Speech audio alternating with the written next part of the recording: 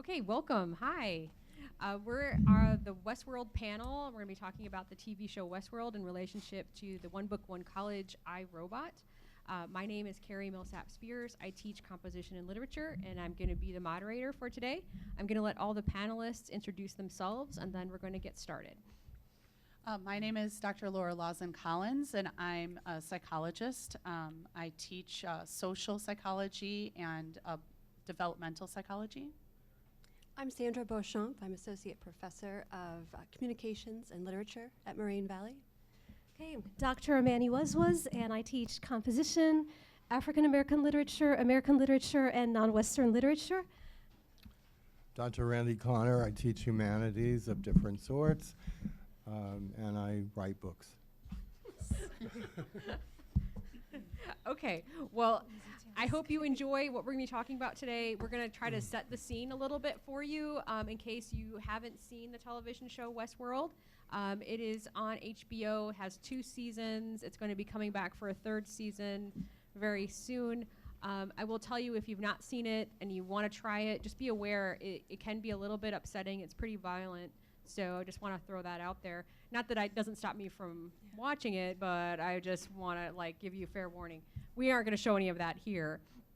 But if you see up on the screen, this is the main character of Westworld, and she's actually a robot, an AI. And so we're going to be talking a little bit about that. These robots actually can quote Shakespeare. So on the screen, you can see a line from Romeo and Juliet. To relate back to our One Book, One College, here are the 3 rules for robotics as Isaac Asimov has defined them. A robot may not injure a human being or through inaction allow a human being to come to harm. A robot must obey orders given it by human beings except where such orders would conflict with the first law. And finally, a robot must protect its own existence as long as such protection does not conflict with the first and second law. So if you haven't read I, Robot, just kind of keep these ideas in mind as we're going forward, because these robots, spoiler alert, they don't keep all the rules. So we'll go through that. So how many of you seen Westworld? Has anyone seen it? Right. Yay, one person. Well, we're going to show you the trailer so you at least kind of get a feeling for what it is.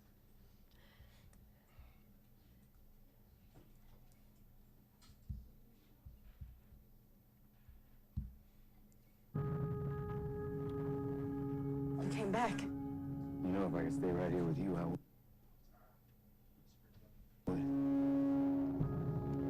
Just sometimes I feel like the world out there is calling me. You're one of them, aren't you? You're not real. Bring yourself back online. Do you know where you are? I'm in a dream. You're in my dream. I designed every part of this place. It's not a theme park, but an entire world. You and everyone you know were built to gratify the desires of the people who pay to visit your world. Just don't forget, they're not real. What you and I do is so complicated. I need your help, Dolores. I think I made a mistake. So our creatures have been misbehaving. I think there may be something wrong with this world.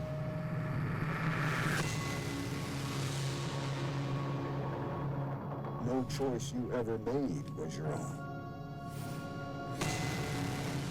You have always been a prisoner.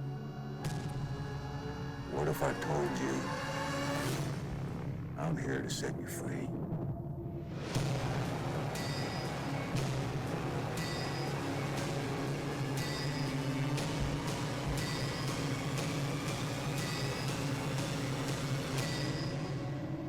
Are we very old friends? No, I wouldn't say friends, Dolores. I wouldn't say that at all.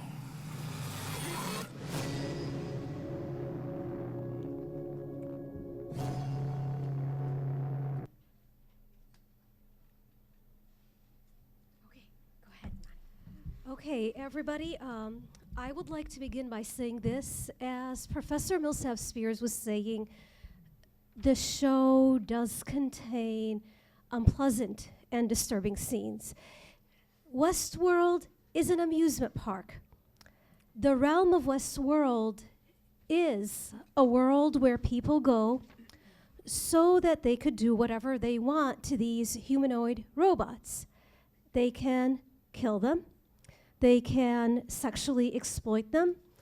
They can abuse them in the most vicious way possible. Now, what I want to tell you is this. Do you see that image with the young man and the woman with her belly open? Okay, so what he had done was he had taken a dagger and he had hit her on her belly, and the belly and belly wounds are very prominent in Westworld. And what he was trying to do is to show another character that she is not real. On the inside, she's just a machine with just wires. But the thing is this, if you notice in that image alone, does she look like she's in pain? She is. Okay. These robots are programmed to feel and feel intensely, because this is the sickness of the creators. They are programmed to feel so intensely so that the people visiting this so-called amusement park can get a thrill out of their pain tremendously. Okay, but if they are not real and they're feeling the emotions in a very real manner, then this really crosses the line there's between robot and human in a very unsettling way. In the world, in the realm of Westworld, you get robots who are shot at and whose scalps, are cut off, and they bleed. You see a lot of images of androids that are bleeding. So in other words, the robots in this world become very hyperhuman because they're the ones who bleed. The humans, the so-called humans who go to visit the amusement park, they can get shot at, they can get hurt, but not tremendously, but they do not bleed like the robots do. So there's something very ironic about this world where the robots are the ones who are made to become very hyperhuman. Now, for this brief presentation, I want to take a look at the ideas of Elaine Scarry, who takes a look at the meaning of the body and pain in the lives of humans, and two brief but very meaningful scenes in Westworld. Elaine Scarry has this to say about pain. She looks at victims of political oppression and victims of governments and torture victims, and she has come to the conclusion that oppressors inflict the body with pain so that they can rob the human being of language and voice, so that they could rob the human being of a sense of self and rob the human being of the world. So this is what oppressive regimes do to oppress their victims. Okay, so she's done years of research and her ideas are very key. Let's take a look at what Westworld has to say about the role of the body in pain in its construction of human identity. I would like to begin with the character of Maeve. Maeve is a very significant character in Westworld. And just in a minute, Carrie, Maeve has been exploited. She has been hurt repeatedly. There's a vicious character by the name of the Man in Black who has violated her and who has hit her on her belly. Again, the belly region is very significant to the realm of Westworld. But one day she starts to notice this. Her wound is not there. She's been shot at and she's been violated, but her belly wound is not there. It has disappeared. And it gets her thinking, what in the world is going on here? If even her wound is something that she has been robbed of, then what mastery over self does she have? Nothing. Nothing whatsoever. And it gets her thinking, what is going on here? There is a big possibility that I'm being manipulated. And yes, she is. She's being hurt over and over again. And even though her memories of this pain and hurt are erased, at the end of the day, they're not fully erased. So she has these remnants of these memories, and they're not fully there. So it causes this disruption to go on in her mind. And so, because she knows the wound is not there and she does not have the right even to her own physical pain, she starts to piece together, wait a second, who am I and who is it that's manipulating me? Because this is the conclusion that she gets to. I'm being manipulated. You know, pain is horrible. Nobody wants pain. There are so much, humans have done so much harm onto one another. But in this case, she wants pain. She wants the wound. She wants to experience the sense of self that she's being denied. So in this scene that I'm going to have played, she tells her lover Hector, can you please try to wound me? Because let's see what's going to happen. I thought I was crazy. But I got shot. Here. There's no wound? No, but I was shot.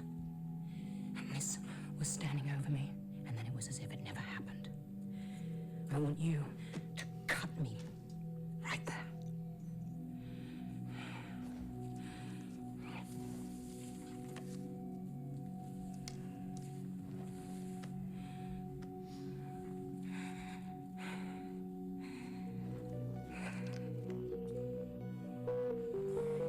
I'm not in the habit of cutting into defenseless women.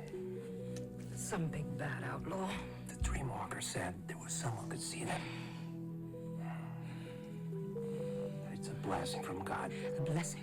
to see the master so pull your strings.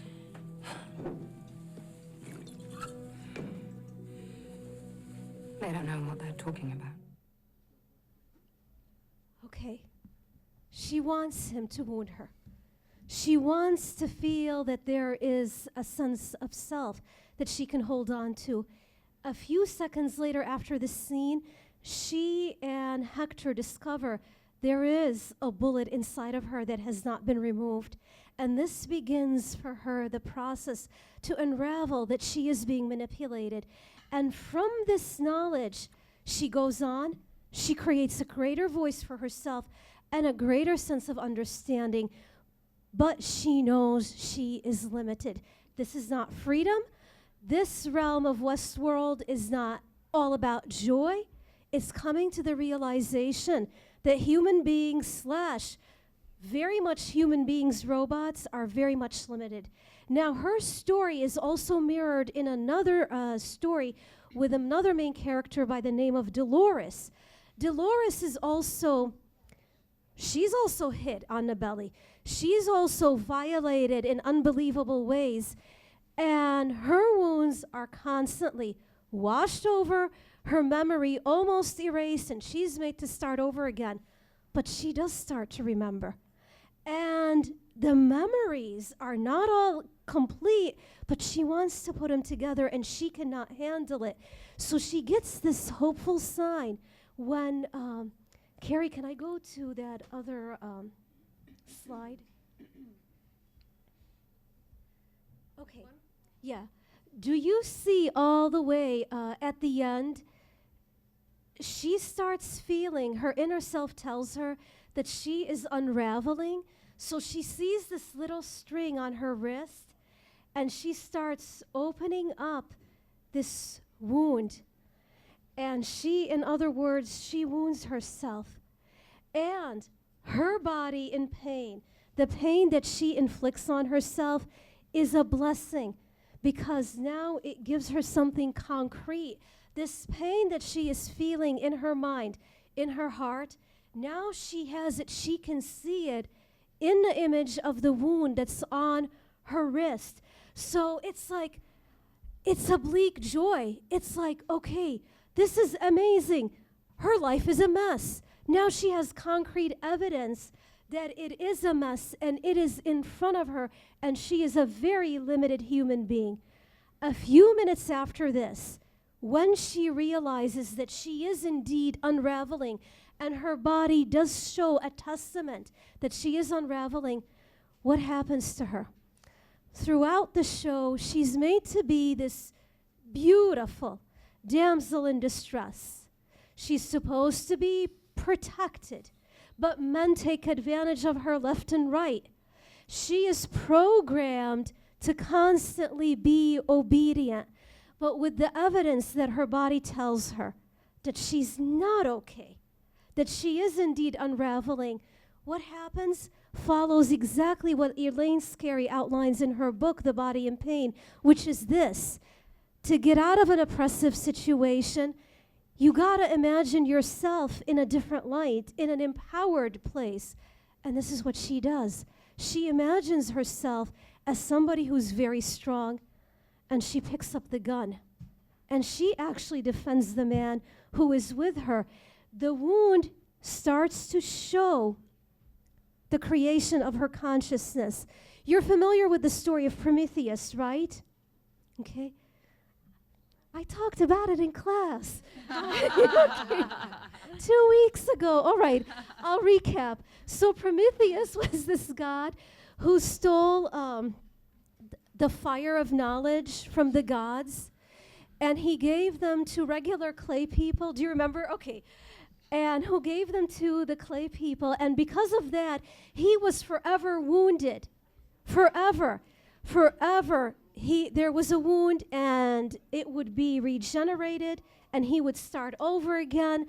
But the wound shows his knowledge, his beginnings of his consciousness.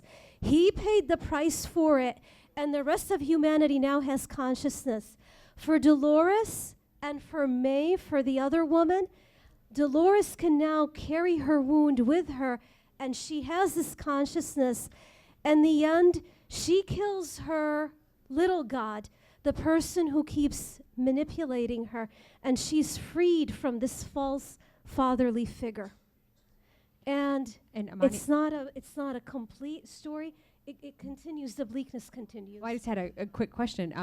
So I think this kind of leads into our next slide and our next presenter. But this idea of belly pain, my mind essentially goes to Frankenstein and reproduction, and so those kinds of things. And I think that because these female characters are shown in that way, I think that's part of this discussion too, and the reality of that. Don't you agree? Yeah. Okay. Yes. Okay. All right. So we're gonna move on here, but thank you. So now we're gonna move on. And talk a little bit more about some of the literary elements that continue throughout this conversation. One of the things that the ideas of wounds and things like that are supposed to help us learn empathy for the characters who are robotic, right? We have empathy for them. We are on their side from the beginning. If you're reading I, Robot, the first chapter is about Robbie, and he is a very empathetic character, and his friend, his name is Gloria, and she says, he was not a machine. He was a person just like you and me, and he was my friend. And so I think that kind of helps us think about robots in a certain way, too. So I don't know how you want to talk a little bit about that, Sandy. So as I was preparing for this panel discussion, I hurriedly went back and tried to review some of the Westworld episodes, and this time take notes. And I was taking pages and pages of notes because there is so much in these episodes to unpack. But one question kept coming to my mind, and that is, how does technology, the advancements in technology, change what it means to be a human being, particularly in the 21st century? I know that when we make these wonderful technological advancements, we enhance our lives, right? We can go back to the printing press and see how many changes that made in humanity. Planes, trains, and automobiles allowed the regular human being to travel through space and time, and it sped up our existence. Computers, cell phones, I don't think I have to talk too much about how that's changed our lives and what it means to be connected to one another. And so I was asking these questions as I was rewatching Westworld, and I was wondering about the creator, Dr. Ford, who you saw, he is played by Anthony Quinn. And he takes on, at the beginning, a kind of calm, fatherly-like figure. He calls the robots that he makes his creatures. He creates this world which is very different from the world that exists outside, where the visitors come from. It is in the past, okay? It is set in the West. It is a time when lawlessness reigned, and people could treat others without law. And then there are the hosts that Amani talked about so well. They are robots, they are creatures, but they are soft. They are endowed with all of the emotions of human beings. They can feel love, they can feel pain, they can feel sorrow, longing, and empathy. At one point, there are 3 different characters who experience significant loss in their lives, and Dr. Ford offers to remove that memory from them. And all 3 of them respond, no, I need that memory. The pain is all I have left of them. That is something very human, right? So we have these hosts, as they're called, who are in some ways more human than the visitors who come to them. The visitors from the outside, from the real world, who have the economic means and leisure to do so, come to the past. Why? Why would they do this? And I think part of the answer is they are able to do the things that Amani was talking about to the host, these very human-like, they look just like them. They are able to, with impunity, without consequence, torture, maim, rape, exploit the hosts at will. And some of them do so gleefully. And that's part of the disturbing aspect of this particular episode, is what it reveals about humanity's potential for greatness, innovation, technological advancement, but also destruction. And so as I was asking that question, why would someone want to go back and to do this? The answer occurred to me. This isn't necessarily something new. This is something that we have seen perpetrated throughout history, over and over again. Human beings treating the other, with cruelty. And I think that that's part of Westworld as well, particularly with the inclusion of the Native American people. I know that Randy will talk about that in just a moment. So I guess the question that I'm left with is, what does Westworld and shows like it, I think of Russian Doll, I think of Blade Runner, all of these others, what does it teach us about our own humanity and the care with which we have to move forward? Because the train has left the station, right, for us. There's no going back to the beginning. So going forward, I think we have to take care about the choices that we make. The visitors who do enter the park, they have a choice of, the 2, William and his friend, have a choice of selecting a white hat or a black hat. White perhaps representing or being symbolic of being the good guy, Dudley Do-Right, and the black hat of being the villain. So they make that choice, seemingly that choice, moving forward, and it dictates the narrative that they follow and the actions that they take in the episode. We also see another character, Amanda, you mentioned, the man in black, who has been coming to the park, we find out, for over 35 years. And he is obsessed with getting to the core of Westworld, to the heart of it, any way possible. And so I think going forward, one of the questions that we ask is, if we make choices between good and bad every day, are we choosing the white hat or the black hat? I think that it's really important to kind of put this in the context, too, of how we treat each other and this theme of empathy that runs through the show from the very first episode. I don't mean to be a spoiler, but you can kind of think about robots that have been abused and tortured. They eventually fight back, right? You're waiting for that, right? So that's essentially the core of the show, and one of those things happens after these very, very deep dichotomies that Sandy was just talking about. You can see that too in the chapter about QT in iRobot, and when he's discovering his own consciousness and how he sees the world and how the world sees him. So now we're going to talk a little bit about free will. So I wanted to bring some of what everybody else has talked about and kind of tie it to some of the psychological issues that I see, kind of themes running through this series. And I really wanted to start with this idea of memory, trauma, and identity, which has already been touched on.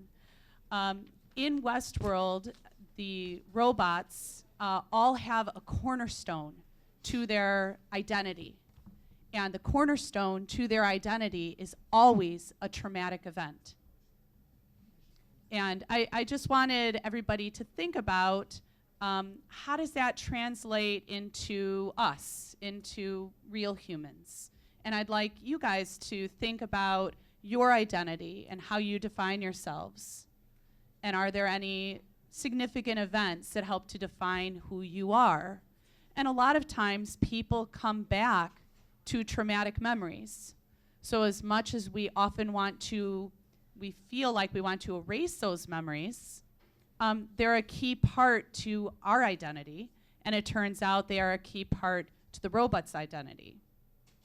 And then this is tied into just memory as a whole for these individuals, for the robots. They really gain a sense of awareness and consciousness, as Amani was talking about, through memory. And their creators are able to control them through erasing memory. So every time they get fixed up in the shop and then they get placed again in Westworld, their memories are wiped. And it's really not until they start regaining their memory that they're able to become conscious, become truly sentient. And again, kind of connecting that to psychology, I wanted everybody to think about what role memory plays in your life. And think about what would you be without your memories? What kind of identity would you have without your memories? Can anybody think of an example of something that happens when people lose their memory? What happens? Yeah. Yeah, you could become a different person because that's what you've built your identity on, right? Think about, does anybody know a disease that's connected with that, a disease process? Okay, schizophrenia is an excellent example. There are several mental illnesses that are excellent examples. I also think about some diseases of aging, like Alzheimer's disease, and diseases that are really terrifying to us. And why are they terrifying? It's a loss of self, right? And it's a loss of self because our identity has been removed because our memories have been removed. So I wanted to, bring that back to, again, that psychological issue. The other main thing that I wanted to talk about here that ties into psychology is this idea of habit and behavioral loops. So the robots are set on certain behavioral loops. And, at the beginning of this series, you'll see the robots continue on their loop, and as long as no one interacts with them from outside the park, they'll just keep doing the same things. They'll have the exact same interactions with the other robots in the park. They'll do the same thing because they're on this behavioral loop. Okay, and then the next day starts, and they start on their behavioral loop again. And so this ties into habits that we all engage in, right, as humans. So how much of a behavioral loop do you all feel like you live your lives on? Can you think of any behavioral loops that you have? That is, habits in order that you do every day, or maybe on certain days. Can people think of different behavioral loops? Yeah. School, work, sleep, get up, repeat, right? And maybe it changes, maybe on the weekend. No, never changes. It could change somewhat throughout your life as you get a new job or as you take new classes, but we very much function on behavioral loops. There was a study that was done in 2010 where they followed tens of thousands of cell phone users with their permission to see, what do these individuals do from day to day? Like, where are they? And can we predict where they will be if we get a certain amount of input?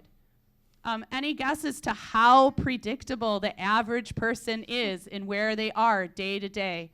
From 0 to 100%, how predictable do you think people are?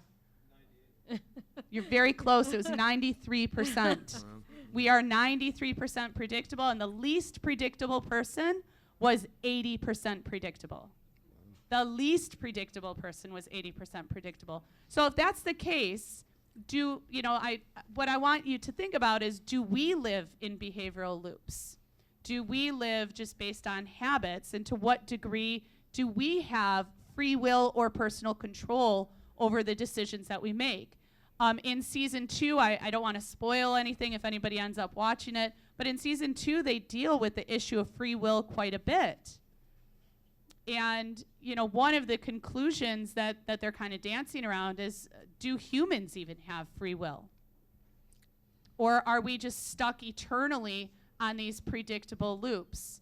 And I know that this has been a longstanding debate in philosophy and also psychology, but I can tell you most modern psychologists, at least the neuroscientists, believe we do not have free will, and we are stuck in deterministic loops, based on our own programming, which wasn't done by a programmer like in Westworld, but was done by genetics and environment and the experiences that we've had. Would you consider that to be part of these narratives? Because in the show, they call them narratives, and they're written by a writer who actually sits around and brainstorms, okay, how can we make these stories work? And what happens if this character is out of commission on the day that the character is supposed to be in the park? And it becomes sort of like a stressful thing for this writer. And then we find out later on that he basically just keeps rehashing the same narratives. He just changes the names of people. And once the characters kind of run into their second selves within the park, it becomes kind of that problem. Is that a little bit what you're saying?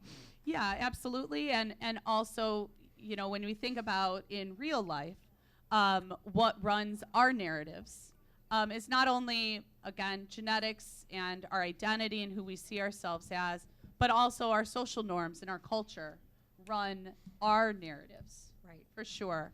And one last thing on this, and then I know my time's probably up. Good. That I wanted you guys to be aware of, again, because we spend so much time in our own bubble, running our own loop, similar to the robots in Westworld. There is an app out there that helps us to get out of our behavioral loops. And it's in the notes. I don't know. It's okay if we can't get to it. It's in the notes at the bottom. That's okay. It's called findrandomevents.com. It's something that you can download. And what it does is when you put your information into it, it will generate random Facebook events, random public Facebook events for you to go to. Totally random. So you say, okay, I have Thursday free from 4 to 5, and you put that time in, your location, and it pops up a random Facebook event. How would that get you out of your behavioral loops? or your bubble that you exist in. Yeah, Dominic? Right, right. It gets you involved with people you've never been involved with before. It exposes you to new cultures and new ideas. But one way we might think about this is kind of a statement of free will. We're making a choice. We're doing something different that's out of our pattern, that's out of our loop. But, is it free will if it's being dictated to us by an app? That's an interesting question. So something to think about. The last question here is change possible? Can we change? Is there some kind of motivating force internal to us that allows us to be able to make active decisions outside of our normal routines? And the robots face the same questions. Definitely they do. It's quite an interesting thing that happens to them. My question to you is about, changing our habits and things like that. How is that beneficial? I mean, what does it do to us, like, in our brains, like, as neuroscientists? If neuroscientists say that we're very predictable, what happens when we're unpredictable as far as that kind of thing would be? Well, I think that, just as a society, first of all, getting away from the brain, just as a society, it benefits our society when we can talk to each other, right? We've got a lot of conflict right now between major groups of individuals, major cultures within the U.S., and I think that leads to problems when people are not able to talk to each other because they don't know how to communicate with people who have different ideas. If you go to a much narrower focus and you think about how does that impact the brain, when you engage in new habits, you're laying down new neural networks. And you have to continue to engage in those habits to lay down the network and to make the network more extensive so that you can maintain the habit. And it takes at least 6 to 8 weeks before you have enough network down that it becomes more of a habit.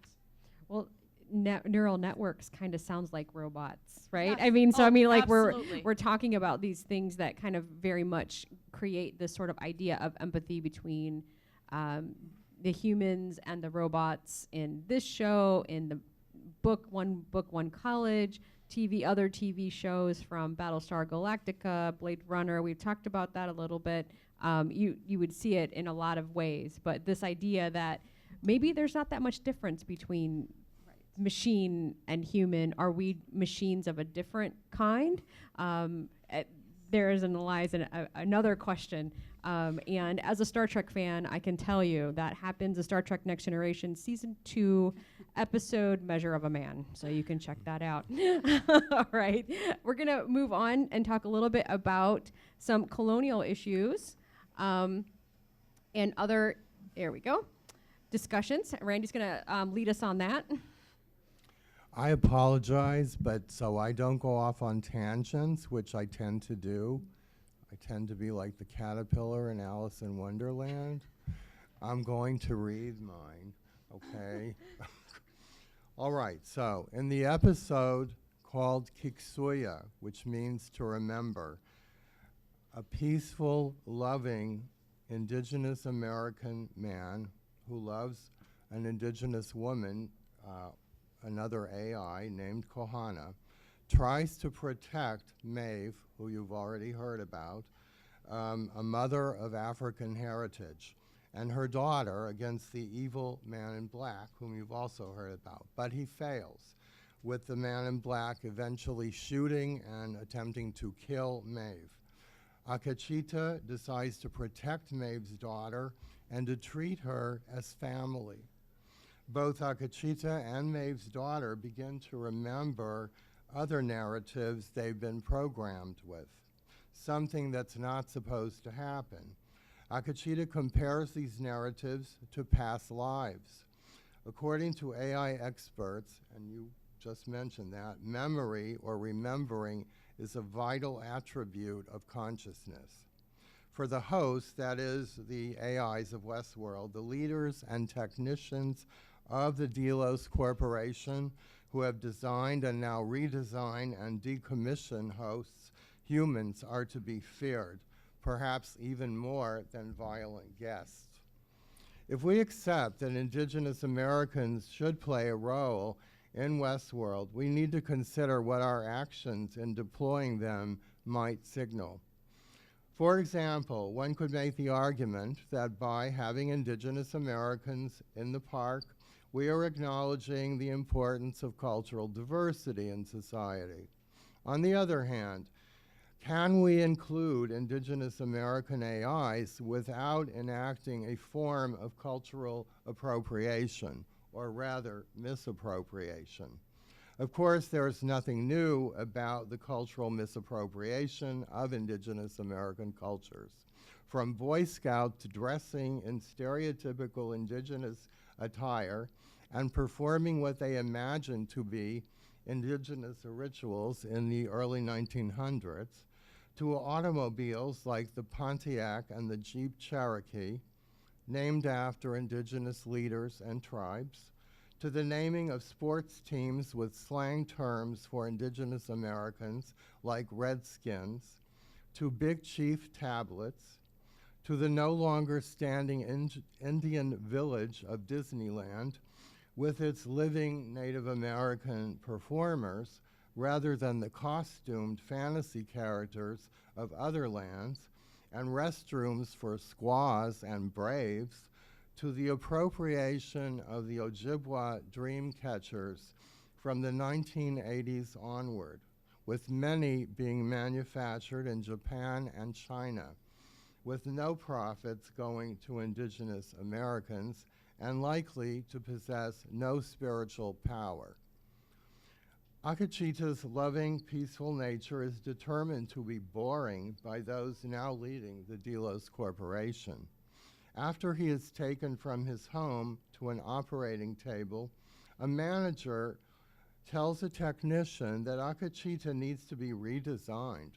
Fortunately for him, they neglect to wipe clean his memories. When the technician remarks sarcastically, "What's the problem? Did he get bored with his exquisitely dull pastoral existence?" The manager replies, "They want something more exciting for the grand opening, something brutal, dehumanized.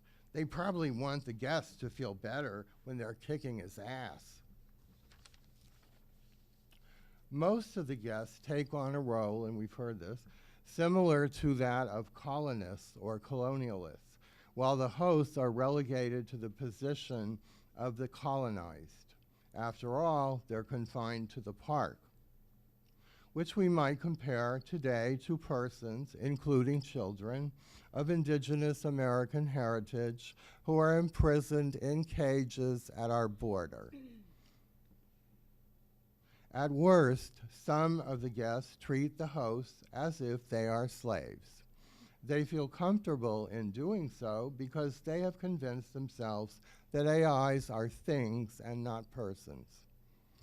We might compare the alleged exciting restructuring of Akachita to actions of early Spanish and British colonists of the Americas, who observed Indigenous Americans and from positions of racial supremacy and puritanical Christianity, transformed Indigenous Americans in their minds into beings less than human, into devils and savages. They destroyed the man I was, Akachita states, when he has become a sadistic warrior, the stereotypical figure of Hollywood Westerns, in which cowboys are portrayed as individuals and heroes, whereas Indigenous Americans are portrayed as a mass of rabid primitives whose only culture seems to consist of slaughtering innocent whites. Redesigning Akachita might also be compared to the forced Christianization of Indigenous Americans. Many children, for example, were abducted in the late 19th and early 20th centuries from their families and forced to live in Christian boarding schools where their traditional beliefs in spirits, ritual practices, clothing, and languages were not only strictly forbidden, but also demonized. In Scott Momaday respectfully refers to the destruction of belief in indigenous deities as deicide. If it happens that culturally diverse AIs begin to be created or are created in greater quantity, and if we are to avoid as best as possible cultural misappropriation in creating diverse AIs, we might find helpful suggestions made by Mark Rydell, who works at the Georgia Institute of Technology. Rydell believes that AI has to be enculturated to adopt the values of a particular society, and that the more AIs are taught to read culturally specific stories, the better they will become in handling issues of race and ethnicity. Dr. Ford has been careful not to create the ghost nation of Westworld as a generic mishmash, as critics have leveled at the portrayal of Dora the Explorer as a generic character whose ethnicity is a stereotypical mishmash of various Latinx identities. Let's see. To their great credit, the creators of Westworld, Jonah Nolan and Lisa Joy, together with the writer Carly Ray, were determined to create a particular Lakota ambiance. They hired indigenous translators to translate English and Lakota. They also hired actors possessing indigenous heritage to perform the roles of hosts. Zahn McClarnon, Lakota and Standing Rock Sioux, as Akachita.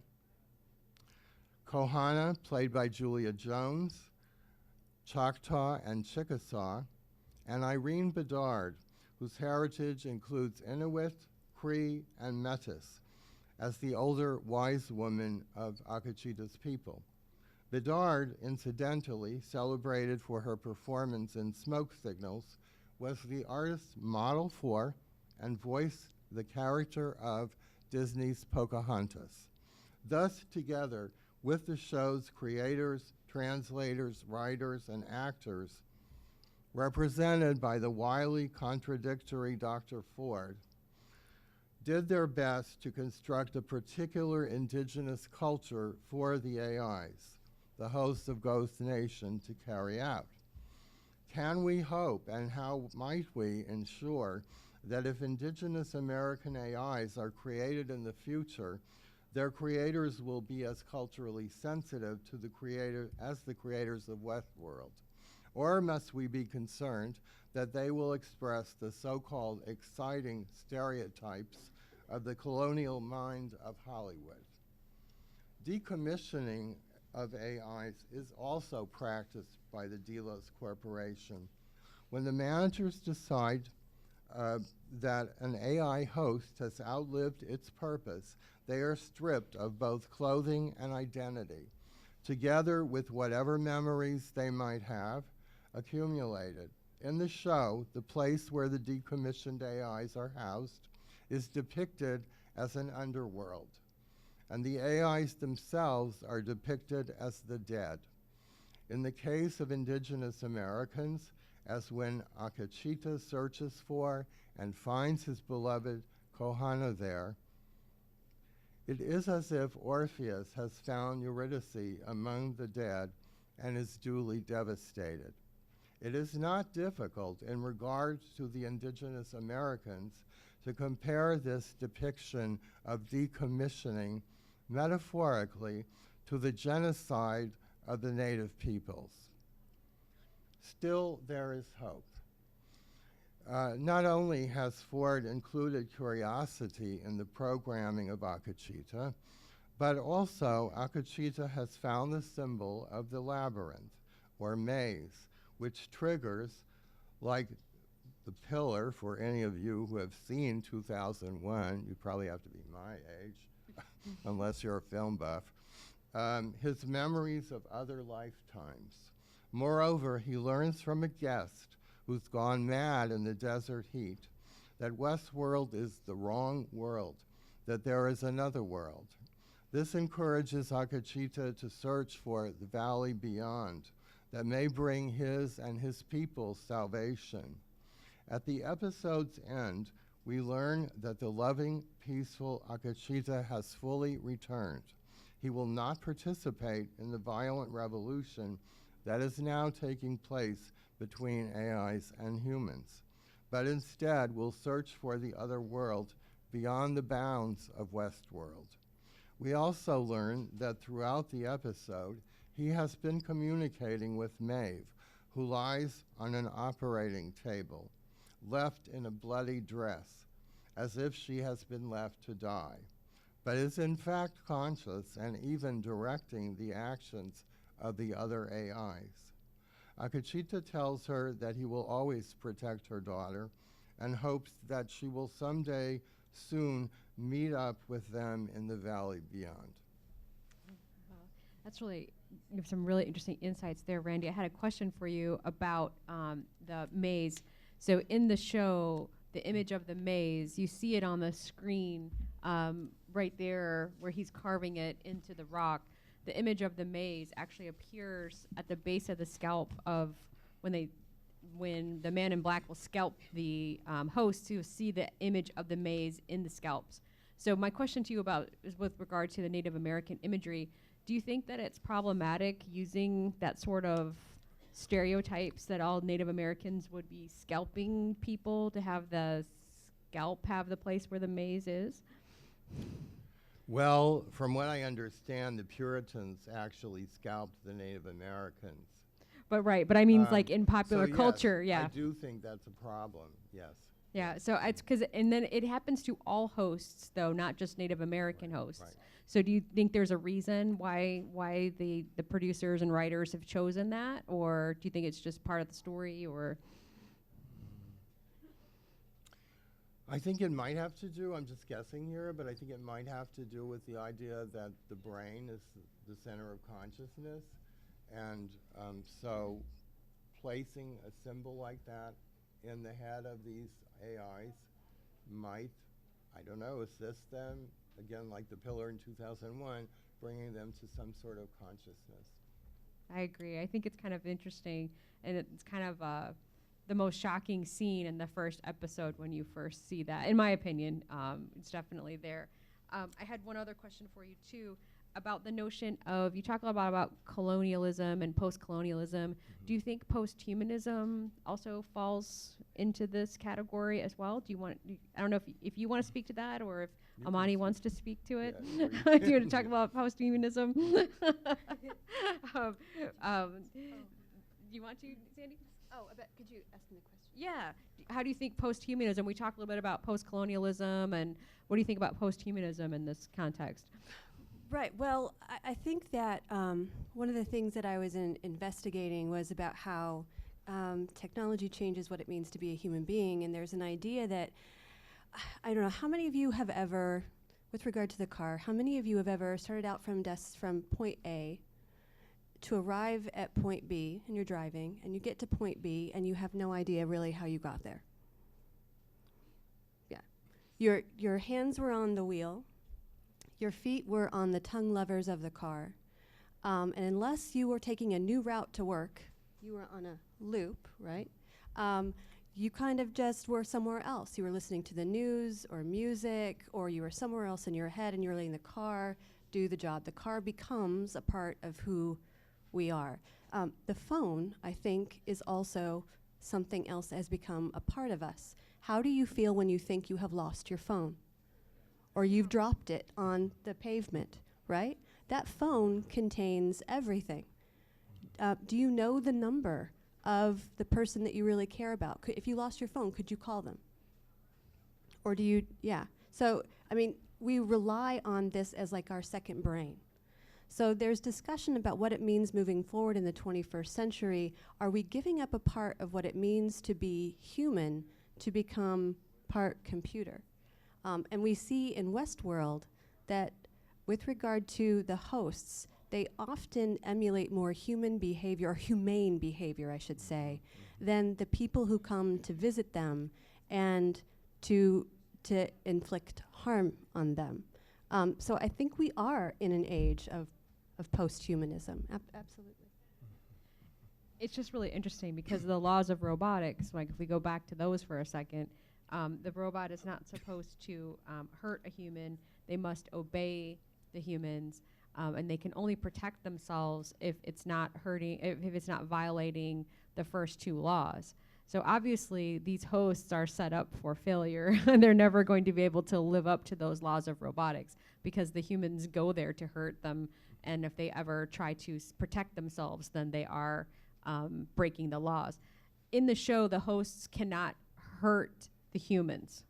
They can't physically hurt them. So there's like some glitch in the programming that keeps them from doing that, even if they want to. So I don't know if that's something that you would like to speak to with regard to psychology, the idea of being a victim and not being able to kind of fight back.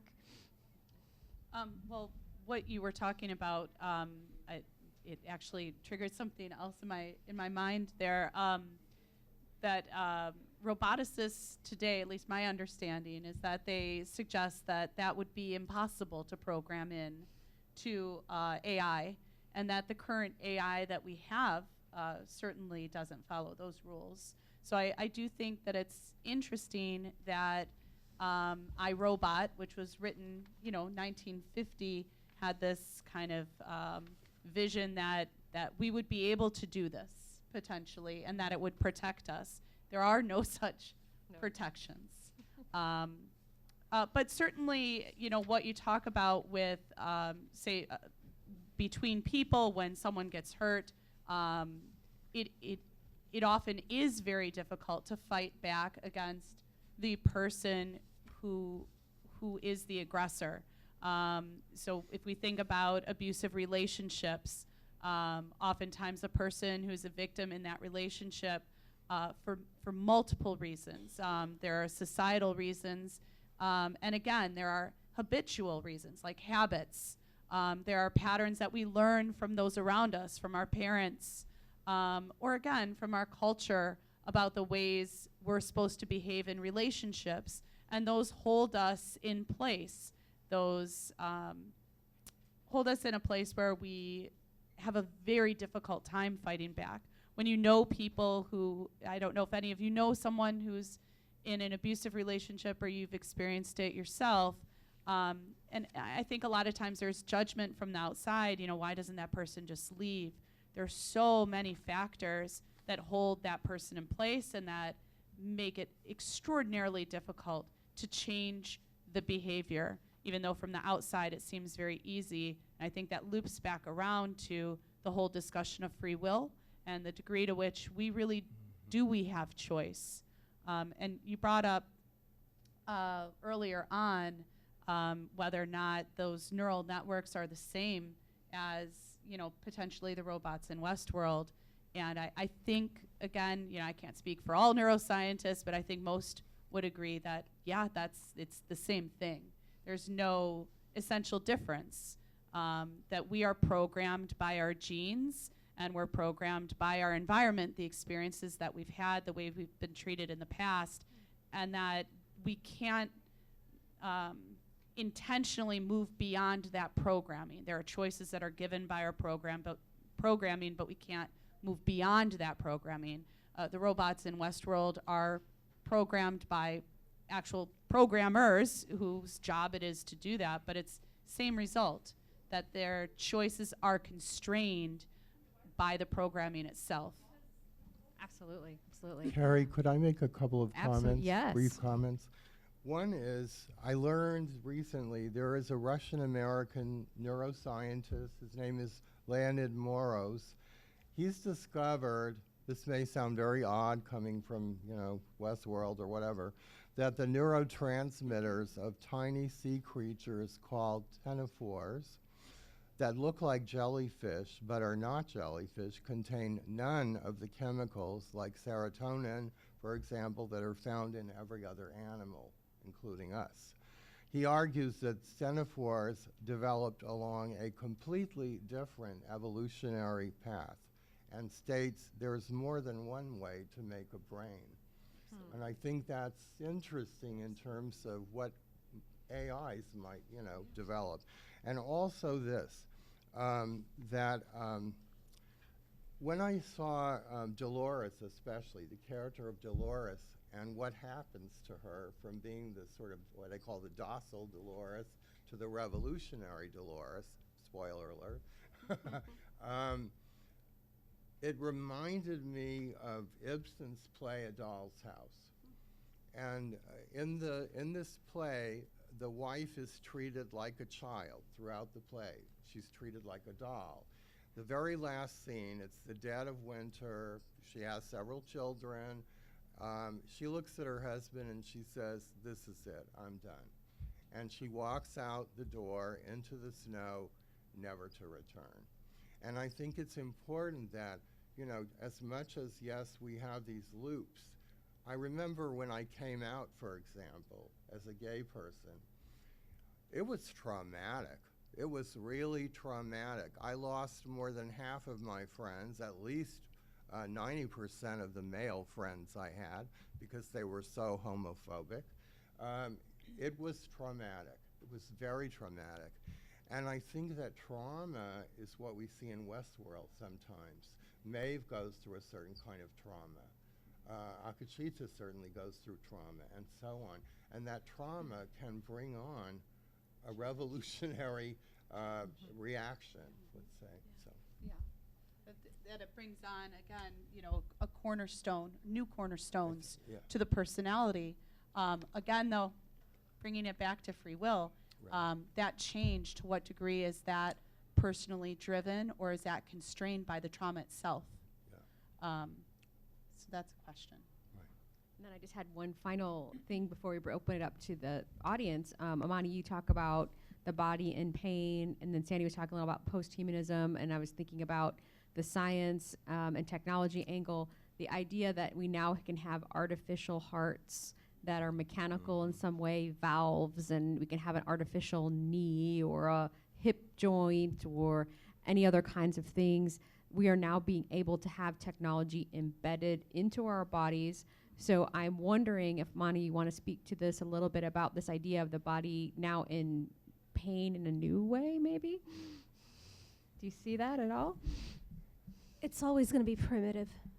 It will always carry this elemental, aspect with it that will never go away. Bernard himself, there's this great character, and I already spoiled too much about, Westworld, but Bernard is a phenomenal character, and he has zeroed in on the significance of the belly, and he says primitive humans always felt that they needed, whenever they felt threatened, they would hold on to their bellies. And it will never change, whether it's for humans, humans as people, or humans who are currently in the form as of machines. Whatever it is, we already are either wearing glasses or we have hearing aids. We've got things tagged onto us, but we're going to retain that element of our ancient ancestors within us, and the robots pick up on this ancient history, and for them, they want to, protect their belly, protect who they are, because it's such a vulnerable part. Carrie, can we go to back to that part? Yeah, we my just have slide like a minute or so, and then we have presentation. questions. I want to notice something before that, please. In the very end, where Dolores has gained a sense of consciousness, do you see that image in the middle? That wound suddenly, the blood suddenly appears right over there. So she now owns her pain.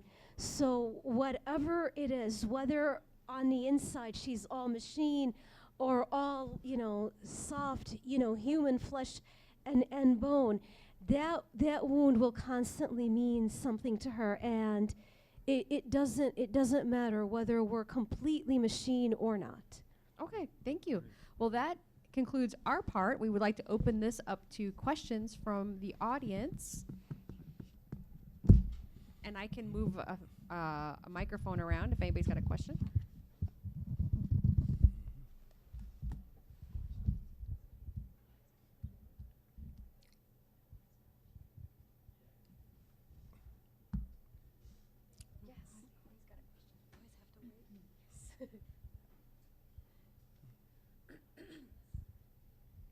I'd say with technology advancing at such a fast rate nowadays, there's kind of like a fine line between like man and machine.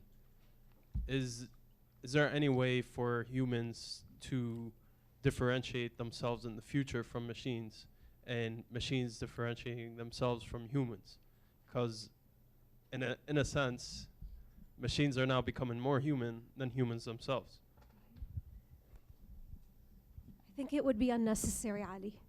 You know, this constant idea of, you know, Randy and Sandra also touched on this idea of othering people, you know, whoever they are. I think like this issue, if we are, as Sandra has been saying, to become a more empathetic humanity, then the next step is this idea of differentiating. It should not take place whatsoever. Continuing that binary, you know, this person is that way and that person is that way. Kate Darling talks about the idea that it's all about us and it's not about the robots. It's all about how empathetic we are. Having the robots in front of us is a chance for us to exercise our empathy muscles. This is what she says. So the best thing to do is not to differentiate. And interestingly, there is a project. Excuse me. There's a project at MIT right now. I believe it's called Deep Empathy, where they have an entire panel of researchers and scholars who are studying ways to use AI to enhance our ability to empathize. And one of the projects that they have is, I'm not sure how it works exactly, but they enable people who use the site to empathize with victims or survivors of natural disasters by placing their own neighborhoods and seeing what their own neighborhoods would look like if they endured similar conditions. So it's MIT Deep Empathy Project, if you want to check it out. It's interesting. Any other questions, comments? Anybody want to watch Westworld? I have a quick response to you as well, very quick. I would suggest that if you want to think about this more, you might read Donna Haraway. She writes on cyborg. Cyborg Manifesto, Right, yes. Exactly, yeah. It's a really great book. My students get participation points, don't act like zombies. Oh, question. Oh, all right. I think you need this for the video they're making.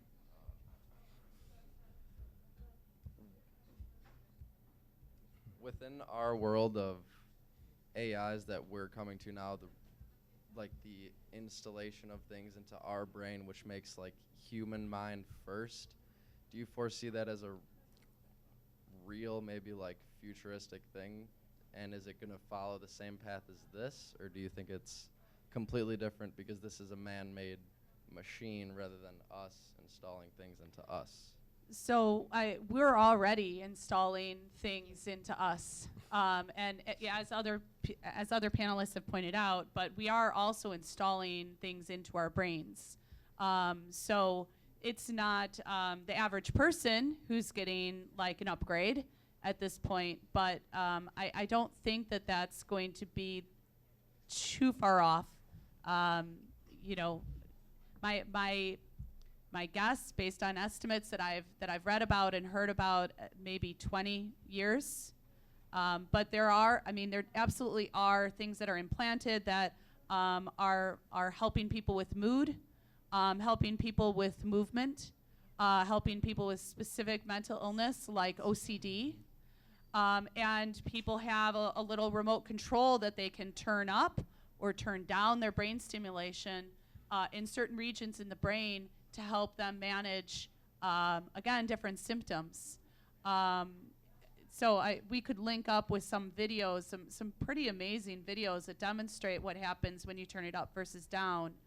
But again, you know, I don't think it's at all a matter of if. That's a path that we're going down, for sure. The degree to which it's going to impact the everyday person who doesn't have a dysfunction, I'm not sure. But I mean, think about how much our lives have changed based on cell phones, and how different our behaviors are as a result of this external thing. Would people want? A lot of people, their gut reaction is, no, I wouldn't want that in my brain. But that's also tied to social norm. At some point, it's going to start to become more normative.